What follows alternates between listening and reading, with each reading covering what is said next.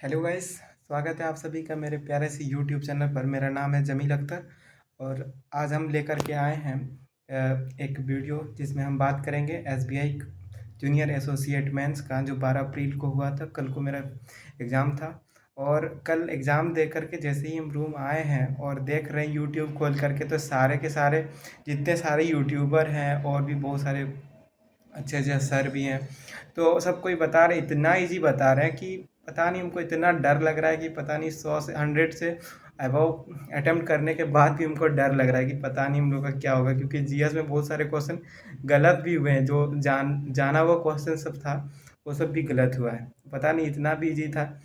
अब हम तो अटेम्प्ट जीए में कुछ ज़्यादा ही कर दिए इजी देख करके। इजी हमको भी वहाँ पे लगा था, क्योंकि रिसेंट के जो बहुत ज़्यादा पूछे थे कि रिसेंट के क्वेश्चन हम बता रहे हैं आपको क्वेश्चन, क्योंकि हम एक दो जो जो भी हमको याद है।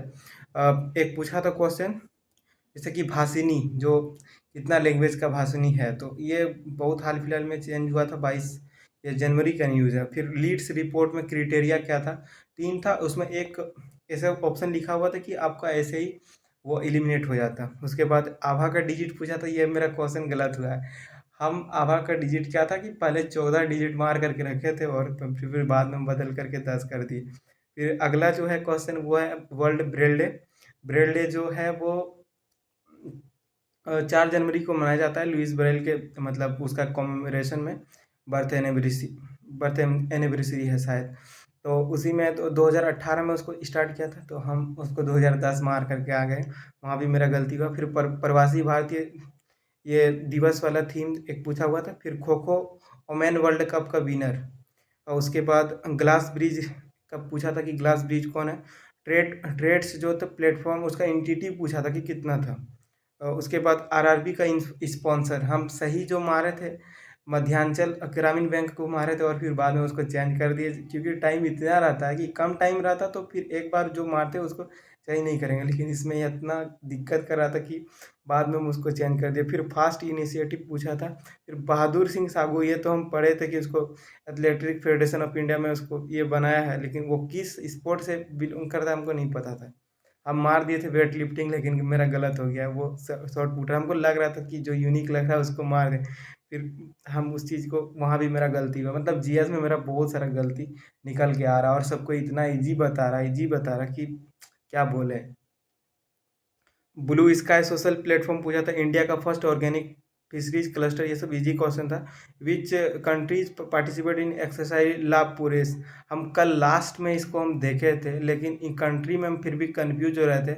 इंडिया, फ्रांस, मलेशिया 3 ऑप्शन में था, और हम ऑल नहीं मार फ्रांस, यूएसए और मलेशिया तीनों था ऑप्शन में, लेकिन हम फ्रांस और यूएस हम कंफर्म थे, तो दोनों को मार दिए 1 और 3, और मलेशिया वाला छोड़ दिए, तो वो भी मेरा शायद गलत हो रहा है। फिर सीट भी गवर्नमेंट ऑफ इंडिया में स्टेक कितना है। फिर आईएनएस नीलगिरी, आईएनएस सूरत, आईएनएस वाक्सीर, ये इसके रिलेटेड पूछा था। फिर विस्तार प्रोजेक्ट, उसके बाद फिर E S L N T P C P F C power one more. वाक्सीर is developed by which IIT. वाक्सीर जो है वो किस आईआईटी से डेवलप हुआ है। फिर विस्तार प्रोजेक्ट किसने किया, तो आईआईटी रुड़की, ये हमको पता था। फिर वाइब्रेंट विलेज प्रोग्राम में कितना करोड़ का एलोकेशन है, शायद ये पूछा था। टॉप 5 कंट्री इंडियन स्पीसीज किसको एक्सपोर्ट करती है, उसमें टॉप 5 कंट्री, ये शायद ऑल ऑफ द अबव होगा, हम मारे भी हैं। और उसके बाद एससीओ मेंबर में कितने कंट्री थी, अभी तो शायद 10 हो गए हैं अब, लेकिन उस ऑप्शन में 10 था नहीं, तो नन ऑफ द अबव था, लेकिन हम 9 ही मारे, 9 शायद सही होगा। फिर नेचुरल फार्मिंग में बजट कितना एलोकेट किया गया था। फिर लाभ पुरुष एक्सरसाइज, जलवाहक स्कीम, जल जीवन स्कीम। ब्लू स्काई का सीईओ पूछा था, हम उसमें जैक डोर्सी मार के आए, और यहाँ पे कुछ दूसरा ही ऑप्शन हमको लग रहा है कि वो हमको बाद में लग रहा था, लेकिन हम चेंज नहीं किए, वो भी मेरा गलत हुआ है। 55th जीएसटी काउंसिल मीटिंग में आइटम, कौन से आइटम का कितना प्राइस बढ़ा, इससे रिलेटेड पूछा था। किस किस आइटम का मतलब ये भी क्या बोलते हैं, स्टेटमेंट बेस्ड था कि आपको करना था। आरबीआई मेंबर में रिलेटेड क्वेश्चन कितना था। आरबीआई मेंबर ये पूछा था, मिबोर पूछा था, मिबोर का जो कमेटी है वो उसको कौन हेड किया है।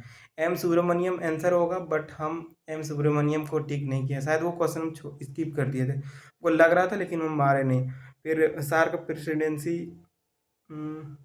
हाँ सार्क प्रेसिडेंसी पूछा था कि सार्क प्रेसिडेंसी जो इलेक्शन हुआ था इलेक्शन जो होगा तो उसका प्रेसिडेंसी कौन करेगा, मतलब कि सार्क प्रेसिडेंसी का मतलब नेतृत्व कौन करेगा, कौन से वहाँ पे ऑप्शन में था election commission of India, election commission of Bhutan, election commission of Myanmar, election commission of और भी बांग्लादेश शायद था, तो उसमें इलेक्शन कमीशन ऑफ इंडिया ही होगा आई थिंक। फिर स्टॉक मार्केट में रिलेटेड क्वेश्चन था, फिर वाक्सीर ये तो बता दिए, फिर एंटिटी लॉकर से रिलेटेड एक क्वेश्चन था, फिर इक्री set establish government of India and which, ये था। तो इसमें फिर नाइट वॉच शायद इससे रिलेटेड एक क्वेश्चन था, नाइट वॉच। उसके बाद एक पुलित्जर प्राइज जेनी वेंस, इसको हम पढ़े थे, और जेनी अन्ने था, और उसको हम शायद सही किए हैं। Global forest watch is developed by, किसके द्वारा, WRI होगा आंसर में, हम शायद दूसरा कुछ मार करके आगे, मेरा बहुत ज़रा गलत हुआ। ग्लोबल पावर इंडेक्स सिटी ने ये पूछा था। फिर MPEDA हेडक्वार्टर मेरी टाइम वाला, ये शायद कोची होगा, पोरबंदर था, कोची था, श्रीनगर, ये सब ऑप्शन में था, कोची आंसर होगा। फिर मिनिमम PSU अमाउंट कितना होगा, और SMK की स्कीम पूछा था, सबसे पहला क्वेश्चन वही था शायद स्कीम वाला। तो स्कीम क्वेश्चन में यूटी पूछा था कि कौन से यूनियन टेरेटरी में इंडिया मतलब सेंट्रल गवर्नमेंट का कितना मतलब स्टेक है, मतलब कहने का मतलब उसका कितना कंट्रीब्यूशन है, तो उसमें 100% होगा, क्योंकि ये नॉर्मल क्वेश्चन था कॉमन सेंस का कि 100% यूटी अगर है, अगर राज्य का बात होता तो उसमें थोड़ा सा ये SM के जो स्कीम है ना, उसमें राज्य में 60-40 का रेशियो है, बट यूटी में 100%। तो इस तरीके से हम बहुत सारे क्वेश्चन आपको हम बताएं, बहुत सारे हम लिख के रखे थे, और बहुत इधर उधर से भी पता चला है, उस हिसाब से हम आपको बताएं। और भी एक दो क्वेश्चन छूट गया होगा, जैसे कि और भी याद अभी नहीं आ रहा है, लेकिन लगभग हम आपको 40-42 क्वेश्चन हम बता चुके हैं। तो क्वेश्चन जिस हिसाब से वहाँ पे फ्रेम था, मतलब स्टेटमेंट बेस्ड बहुत सारा था, तो ऐसा भी नहीं था कि आप एकदम कोई भी ऐसे ही मुंह उठा के आ जाएंगे और को वो कर ले जाएंगे। जितना इजी उसको बताया जा रहा है शायद उतना इजी नहीं है, हो सकता है हम गलत हों, बट हम इस चीज़ को ये करते हैं कि उतना भी लेवल में ये नहीं था, क्योंकि जब आप बात करते हैं पूरी पेपर का, तो उतना भी इजी नहीं था जितना यूट्यूब में कल से ही उसको एक माहौल ऐसा क्रिएट किया है, इतना हवा बना दिया गया है कि लग रहा है कि पता नहीं हम लोग को 12 तारीख वाला को मतलब हलवा परोसा गया था, और हम लोग को मतलब सिर्फ जा कर के खाना था। ऐसा कुछ भी नहीं था यार, वहाँ पे जब एग्ज़ाम होता है ना, सबका प्रेशर सेम होता है, और वो इजी रहे चाहे हार्ड रहे, आपका वो सेम कंडीशन वहाँ जा कर के बन जाता है। हाँ, 10 अप्रैल वाला का जो शिफ्ट है फर्स्ट और सेकंड, थोड़ा सा हम लोग से हार्ड हम सुने हैं, पता नहीं क्या था नहीं था, लेकिन थोड़ा सा हार्ड सुने हैं। और सेकंड शिफ्ट तो बहुत ज़्यादा हार्ड हमको, जहाँ तक ये सुने भी हैं, सब कोई बताया भी, क्वेश्चन भी देखे उसका एनालिसिस, तो उस हिसाब से कहना चाहेंगे कि आप लोग टेंशन मत लीजिए, आप लोग का मार्क्स इंक्रीज होगा। लेकिन उस चीज़ को लेकर के रिग्रेट मत कीजिए, अभी RRB PO सामने है, और भी बहुत सारे एग्ज़ाम जो है वो लाइनअप पे हैं। जो हो गया, देखिए मेरा एक रूल है कि जब हम एग्ज़ाम कोई देने जाते हैं, जब तक वो एग्ज़ाम नहीं होता है तब तक हम थोड़ा सा उसके बारे में सोचते हैं, टेंशन रहता है, लेकिन जब हम एग्ज़ाम दे करके आ जाते हैं उसके बारे में ज़रा सा भी नहीं सोचते हैं। और आपको बता दें दोस्तों कि हम अभी रेलवे ग्रुप डी में पोस्टेड हैं, दुर्गापुर स्टेशन, वेस्ट बंगाल में मेरा पोस्टिंग है, और ग्रुप डी में हम 27 सितंबर 2023 में ज्वाइन किए थे। बहुत सारे एग्ज़ाम हम बैंकिंग का तैयारी कर रहे थे, बैंकिंग, SSC, रेलवे, तीनों का तैयारी कर रहे थे, और अभी हम रेलवे का भी बहुत सारे एग्ज़ाम निकाले हैं, और रेलवे में भी जॉब भी कर रहे हैं। फिर बैंकिंग में बहुत सारे एग्ज़ाम निकाले हैं, प्रीलिम्स लेवल, मेंस मेरा आज तक एक भी निकला नहीं है। आई होप इसमें पता नहीं अब क्या होगा, रिजल्ट में जाने।